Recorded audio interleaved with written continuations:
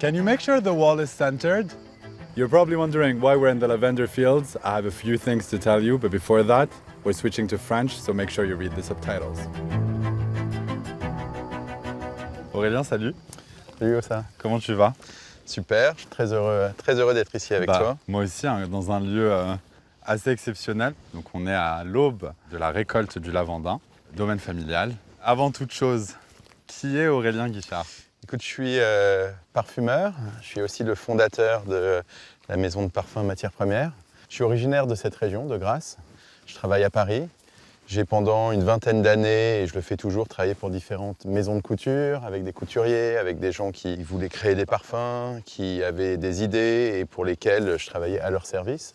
Et j'ai donc toujours aimé ce lien entre cet endroit ici, qui est très, en fait, épris de nature, comme tu peux voir, où tu as un lien très fort à la matière première, et la création qui est plus urbaine, qui est ma vie parisienne.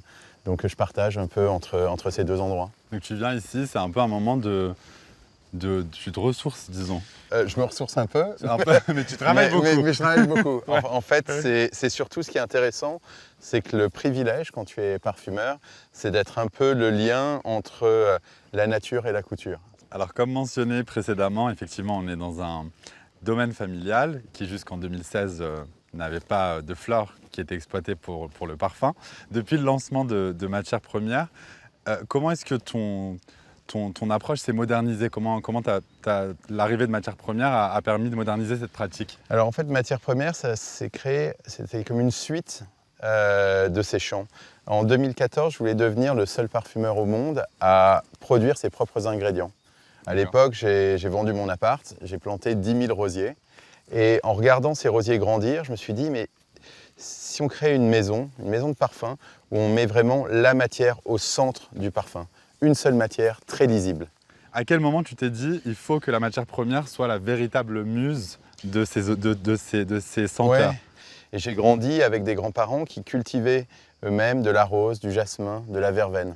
Le temps que je passais avec eux, il était aussi beaucoup avec les récoltants. Et qui, moi, plus tard dans ma vie, m'a beaucoup inspiré. C'est-à-dire cette manière de vivre, ce lien avec l'ingrédient, ce lien avec la matière. Et puis, à un moment, finalement, je te disais, en 2018, la mode devenait de plus en plus effortless, on était dans l'oversize, il y avait aussi une lisibilité et je trouvais que les choses étaient de plus en plus confortables à porter. Et le parfum, je voulais que les parfums matières premières suivent ça, c'est-à-dire qu'on comprenne ce qu'on sent, que ce ne soit pas lié à une éducation particulière, qu'on comprenne un parfum.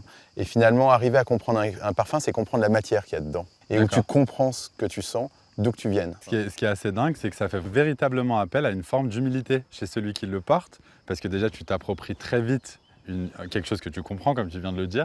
Et mon premier souvenir avec matière première, c'est d'ailleurs Néroli Oranger, et parce que ma grand-mère l'a adoré.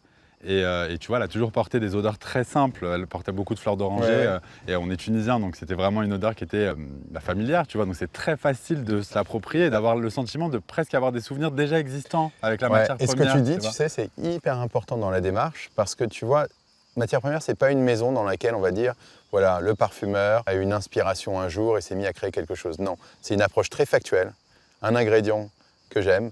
Comment est-ce que je vais le travailler pour le transformer en parfum, mais d'une certaine manière préserver sa qualité et que quelqu'un qui connaisse, par exemple, la fleur d'oranger, je dise « mais c'est incroyable, j'ai l'impression de sentir la fleur d'oranger que je connais ». Et de se dire cette fleur d'oranger me parle plus que les autres. Tu vois, il y a un espèce de truc où tu te dis c'est une bonne fleur d'oranger celle-ci. Ouais. Il y a à la fois il y a ce contraste chez Matières Premières qui est entre le minimalisme dans le design.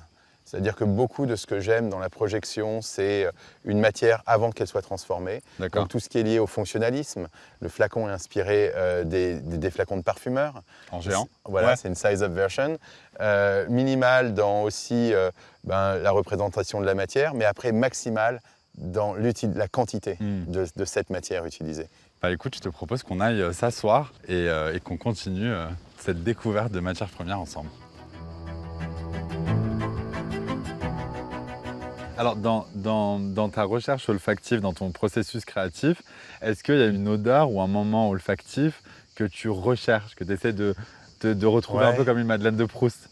J'en ai beaucoup. Alors, il y a un souvenir que j'ai, notamment avec les cueilleurs. Il fallait amener les roses après la cueillette, quand les fleurs sont fraîches, à l'usine. Alors, on dit comme ça, monter les roses à l'usine, parce que les usines étaient en haut de la colline de Grasse. D'accord. Et je me rappelle monter dans une Golf rouge, complètement destroy. On avait mis une dizaine de sacs dans la voiture, dans le coffre, presque à moitié ouvert, les fenêtres ouvertes. Pour aller à l'usine. Pour aller à l'usine avec une femme qui était belle, tatouée, qui fumait une cigarette et tout, la musique à fond, et monter à travers la colline et l'odeur des roses, l'odeur dans cette voiture, de la cigarette, de la musique et tout. Et donc ça, c'était quelque chose de brut, mais qui m'a toujours accompagné. Je me dis, mais qu'est-ce que c'est beau ça.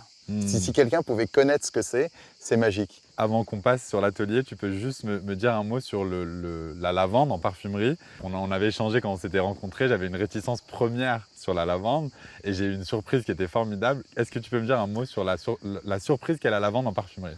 J'ai planté ce champ plus parce que esthétiquement, je trouvais ça beau. Donc c'est assez curieux. J'avais déjà une volonté. J'avais juste une volonté de planter un champ de lavande, mais sans vraiment savoir ce que j'allais faire. Et puis, du coup, je me suis intéressé à la lavande parce qu'il faut savoir que le lavandin, c'est un hybride entre de la lavande qui pousse au-dessus de 800 mètres d'altitude et de l'aspic. Alors, on a souvent les champs de lavande avec cette idée d'un alambic un peu à l'ancienne. Et en fait, ce n'est pas du tout comme ça. Donc, il y a des champs qui sont merveilleux, magnifiques. Mais entre les champs, il y a des unités de distillation où on amène les lavandes et les lavandins pour les extraire. Et quand tu vas dans ces unités, ça ressemble presque à des bâtiments brutalistes. D'accord. Une architecture très minimale, en béton, avec des tuyaux en métal, des extracteurs en métal. C'est donc, très industriel. Très indus. D'accord. Mais du coup, urbain presque. Et c'est quelque chose qui me parlait. Et cet univers, je me suis dit, OK, la lavande de matière première, elle doit ressembler à ça. Et donc, finalement, j'ai travaillé une formulation minimale qui ressemblait à l'endroit, 12 ingrédients, c'est très peu. Et avec comme principal ingrédient le lavandin, qui est très peu clémé par les parfumeurs. Nous, on trouvait ça sympa d'en parler, parce qu'il y a une facette très moderne dans le lavandin, qui est métallique. Le lavandin, c'est une lavande métallique, là où la lavande va être plus douce, plus florale. Et donc, c'est l'association de ces deux ingrédients qui a créé Metal Lavender. Écoute, j'ai été ravi de le découvrir. Merci Aurélien. Et puis, Merci on va à l'atelier. Super.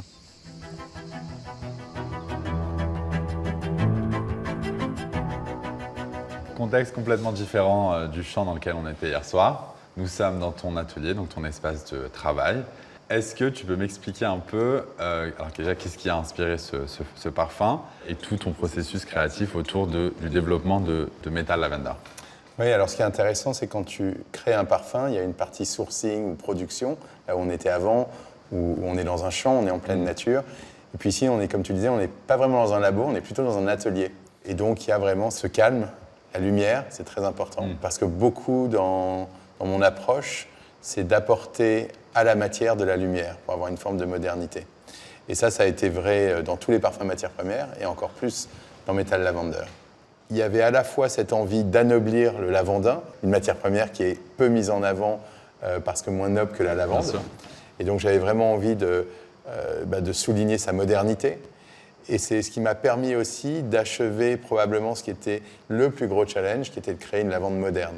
Et donc ce travail de métalliser une lavande, c'est presque finalement une conception visuelle que j'ai avant même de commencer à formuler. Donc c'était une image avant d'être une odeur. Exactement. Ouais. Et cette image, je vais la garder tout le long du processus créatif. C'est extrêmement artistique, c'est vrai que c'est très tangible. Comme tu pars d'une image, je pense que tu pars de quelque chose de très concret. Exactement. Là où on attend que le parfum, dans son processus créatif, soit souvent abstrait, ou en tout cas intangible. Je te propose qu'on aille découvrir ensemble les différents ingrédients qui composent Metal Lavender. Et j'ai envie de sentir surtout, c'est pour ça que je suis venu.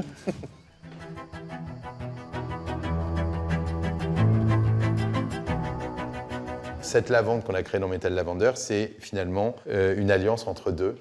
L'essence de lavandin qui va arriver en départ par sa facette métallisée, et puis cet absolu de lavande qui va être plus sensuel. Il y a deux ingrédients qui vont venir, si tu veux, envelopper cette lavande pour lui donner ce côté oversize, easy to wear, une forme de fluidité. Et c'est des ingrédients qui sont proches des muscs. On en a un premier que tu vas sentir, que j'adore, qui est du cachemérant. C'est cachemérant, d'accord. Il y a des odeurs un peu d'encens qu'on va retrouver là, dans cet ingrédient. C'est marrant, ça me rappelle un peu la brutalité du béton. Oui. Mais le béton chaud. Non, mais quand je te dis béton minéral, d'été, tu vois. Ouais. C'est ça. Et puis un autre ingrédient que j'ai que j'adore utiliser, notamment pour donner une teinte encore plus bleue à notre lavandin. C'est un musc qui s'appelle l'abanolide et qui, à la fois, tu vas voir, est intéressant parce qu'il a presque un côté cotonneux. C'est vrai. Il est frais, Ouais. il y a une amplitude, en même temps, il y a Ça une légèreté. respire, il y a du mouvement. Et c'est ce dont tu parlais hier quand tu as évoqué justement cet espace qui se crée entre un t-shirt et un corps. Tu Ouais. sais, l'espèce de le côté vachement aérien d'une odeur. Est-ce Elle que est flottante, je trouve. Ce que j'adore avec le travail qu'on fait sur matières premières, c'est qu'on se retrouve avec des gens qui nous disent « Je pensais ne pas aimer la vanille, j'adore Vanilla Powder ». Et je pense que Metal Lavender, c'est la même chose. On se retrouve avec des gens qui nous disent « Oh, putain, la lavande, c'est pas pour moi, j'aurais pas pensé pouvoir aimer un parfum C'est à la super, c'est ce que lavande. je t'avais dit. Hein. C'est vrai Tu que le c'est très sprays, surprenant. tu as Ouais. ce côté lavande, et en même temps, après, quand tu le portes, ce que tu sens vraiment, c'est ce côté musqué, je pense que tu retrouves, et qui finalement fait comme si tu avais un voile qui te suivait, mais du coup, la lavande est présente, mais sans être trop dominante. Et donc ça, c'est, je trouve, un travail C'est ce qui en fait quelque chose stylistique. d'envoûtant, ouais. Exactement. Ouais. Donc C'est une lavande qui est un peu brumeuse, tu vois. C'est quelque chose Ouais. d'assez. Ouais, c'est vachement aérien. En fait. Aérien, t'as Ouais. raison. Bah, écoute, je suis ravi d'avoir découvert tout ça. J'ai l'impression d'avoir suivi le lavandin jusqu'à arriver dans ton atelier et de l'avoir vu se transformer. Et c'est assez dingue. Donc merci de m'avoir fait ce privilège. C'était super. Bah, merci Aurélien. Merci, pour super. tout. Merci.